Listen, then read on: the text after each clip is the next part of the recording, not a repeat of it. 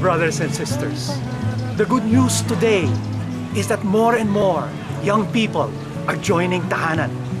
As these young brothers and sisters deepen their relationship with the Lord, they dream of a better life for them, for their present family, and their future family. And they dream of breaking the chains of poverty that have shackled them through the generations.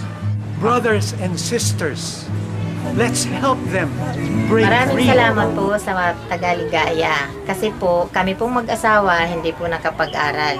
Kung hindi po namin mapapag-aral yung mga anak namin, hindi rin po nila mapapag-aral yung mga anak nila. Kung mapapag-aral po namin ang mga anak po namin, mapapag-aral din po nila ang mga anak nila at mapuputol na po ang kahirapan. Ari po maging maunlad o maganda po yung kinabukasan natin, hindi lang po natin, pati po ng mga anak natin at maging anak po ng anak natin. Halinang likhain, itayo ang bukas. Maraming salamat po sa tulong na ibinibigay niyo sa akin. Gusto ko po talaga makapagtapos ng pag-aaral dahil marami po akong pangarap sa buhay.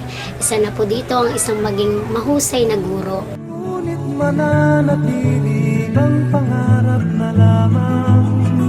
Nagpapasalamat po ako sa TIP program kasi po nagagamit ko po yung mga allowance na ibinibigay nila sa akin kapag kinakapos po sa pambaon. Kaya nagpapasalamat po ako sa mga sponsor namin, sa mga tumutulong.